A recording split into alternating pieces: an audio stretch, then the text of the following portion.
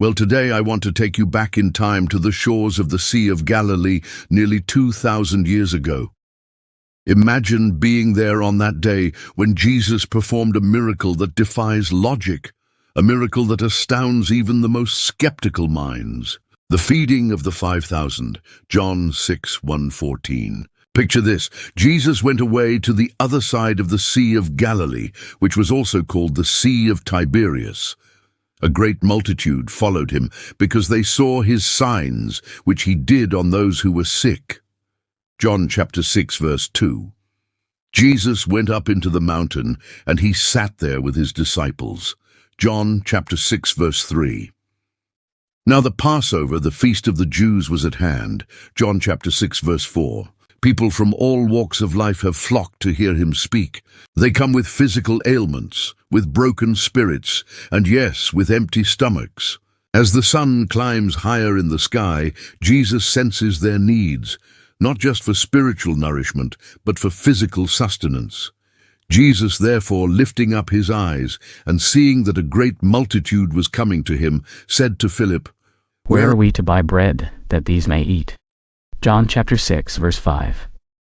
The simplicity of the question masked the complexity of the situation. And it's a practical question, one that would require a lot of resources, money, planning, logistics. He said this to test him, for he himself knew what he would do. John chapter 6, verse 6. But this wasn't just any crowd. This was a multitude, a word that denotes a large and perhaps even overwhelming number of people. We're talking about 5,000 men, plus women and children, according to conservative estimates. That's a lot of mouths to feed. There's simply no way they could manage to feed everyone who's gathered here. Or is there? That's what Jesus wants to show them. Would you ask God for help? What would you do? Let's pause and consider Philip's response. It's both pragmatic and realistic. Philip's answer highlights a stark truth. Philip, ever the pragmatist, tries to figure out a solution, and what he comes up with is even more absurd than the problem itself. 200 denarii worth of bread is not sufficient for them, that every one of them may receive a little. John chapter 6, verse 7. Philip answered him, 200 denarii worth of bread is not sufficient for them, that every one of them may receive a little. John chapter 6, verse 7. Denarius was a Roman silver coin used extensively throughout Jesus' ministry and is believed to be equivalent to a day's wage. It's a blunt assessment, but isn't that often the case when we rely solely on our own resources? But wait, the story takes an unexpected turn. One of his disciples, Andrew, Simon Peter's brother, said to him, "There is a boy here who has 5 barley loaves and 2 fish, but what are these amongst so many?" John chapter 6, verse 8. Andrew, unlike Philip, was thinking outside the box. Think about this. Among the multitude, someone had just a few loaves of bread and some fish. Now I know what you're thinking. 2 fish, 5 loaves, what kind of difference will that make? Yet these humble offerings were the starting point for a miracle that would change lives and defy expectations. But the true miracle isn't just about the abundance of food, it's about the transformation of faith. He calls over the boy and asks him to give him what he has, and the boy doesn't hesitate. Then he does something that seems almost unbelievable. He looks up to the sky, gives thanks, and starts breaking the bread. And as he does, something extraordinary begins to happen. The loaves multiply. Jesus said, "Have the people sit down." Now there was much grass in that place, so the men sat down, in number about 5,000. Jesus took the loaves, and having given thanks, he distributed to the disciples, and the disciples to those who were sitting down. Likewise also of the fish, as much as they desired. John chapter 6, verse 10 and 11. When they were filled, he said to his disciples, "Gather up the broken pieces which are left over, that nothing be lost." John chapter 6, verse 12. When I read this verse, I'm struck by 2 things. First, The idea that nobody went hungry, everyone ate until they were completely full. Second, Jesus didn't just provide enough food, he made sure nothing was wasted. Even in the midst of a massive miracle, he demonstrated care and concern for every detail. Every single person is fed. Not just a few, not just some, but everyone. No one is left hungry or unsatisfied. So how many baskets did they fill with the leftover food? Let's find out. Verse 13 says, "So they gathered them up and filled 12 baskets with the broken pieces from the 5 barley loaves, which were left over by those who had eaten." 12 baskets filled with leftovers. The number 12 holds special significance because it represents the 12 tribes of Israel, or the 12 disciples of Jesus. It's as though Jesus wanted to emphasize that this miracle was not just for a select few, but was a blessing meant for all. In the aftermath of this miracle, the people were astonished. John writes in verse 14, "When therefore the people saw the sign which Jesus did, they said, 'This is truly the prophet who comes into the world.'" Why were they so amazed? Was it just the quantity of food that left them speechless, or was there something more? I believe there was something more.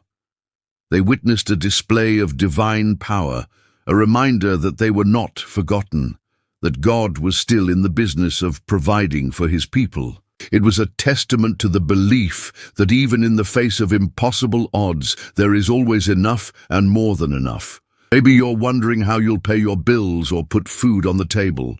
My encouragement to you today is, don't lose heart.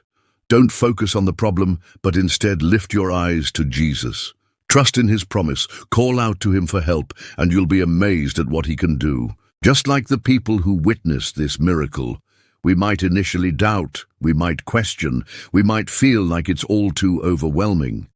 But in those moments, remember the words of Scripture, "With man this is impossible, but with God all things are possible." Matthew 19, verse 26. Friends, the story of the feeding of the 5,000 is more than just a miracle. It's a lesson in faith. It's a testament to divine provision, and it's a promise that no matter how dire your circumstances may seem, God is still in the miracle-working business. I invite you today to open your hearts to the possibilities that lie within your faith. Don't limit God. Don't underestimate his power.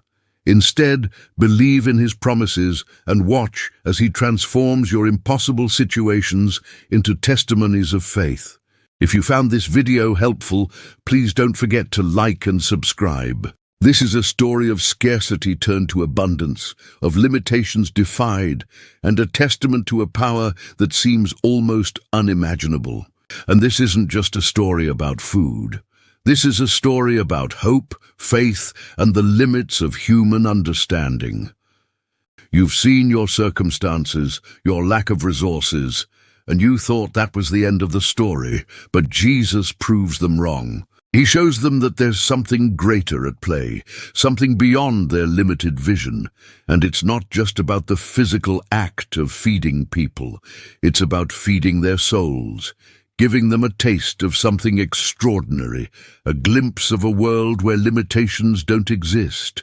And it's not just the people who are amazed. Even the disciples are in awe. They're taking note of this extraordinary event, realizing that they're witnessing something that will change history. In fact, one of the disciples, Andrew, remembers this moment and writes it down for us to read, to ponder, to believe. He tells us about the boy, the loaves, the fish, and the miraculous multiplication, leaving no detail out, wanting us to experience this moment through his words. And what's even more amazing is that after everyone is fed, there's still more food left over. Not just scraps, but enough to fill 12 baskets, more than enough to share, to take home, to remember the day when hunger was turned to fullness, and limitations vanished before their eyes. It's as if Jesus didn't just want to feed their stomachs, he wanted to feed their spirits, to give them a taste of heaven on earth, a reminder that the God of Abraham, Isaac, and Jacob was still in the business of miracles. It echoes through the ages, inspiring, astounding, and challenging those who hear it. It challenges us to look beyond what we see, to believe in the unseen, to trust in a power that is greater than our own understanding. It's a testament to the boundless generosity of the divine, a celebration of faith, and a reminder that miracles aren't just possible, they're inevitable. When humanity's greatest need was laid bare, hunger, Jesus didn't turn away. He didn't ignore their plight. He didn't offer empty promises. He offered them a solution. He gave them a choice to believe, to step into the extraordinary, and to witness the impossible made real. Let me ask you a question. Do you remember the last time you questioned the limits of what's possible? Do you remember the last time you faced a challenge that seemed too great, a problem that seemed insurmountable, a need that seemed ungreater? Perhaps you were facing financial hardship and wondered if you'd ever see a brighter day. Maybe you were dealing with a health issue and questioned whether you'd ever fully recover. Or maybe you were watching someone you loved go through a tough time and wished you could help but didn't know how. If you can relate to any of these situations, then let me tell you, the feeding of the 5,000 holds a special significance for you. It's a story of hope, a beacon in the darkness, a testament to the power of belief. It's a reminder that even when you feel like you have nothing left to give, when you feel like the odds are stacked against you, when you feel like you're standing on the edge of despair, you have something. You have your faith, you have your hope, and you have the knowledge that you're not alone in this world.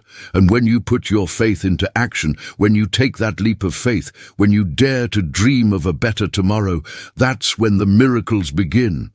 Just like the people who stood on the hillside near the Sea of Galilee, just like the disciples who watched in awe as Jesus worked his magic, you too can witness the impossible becoming inevitable.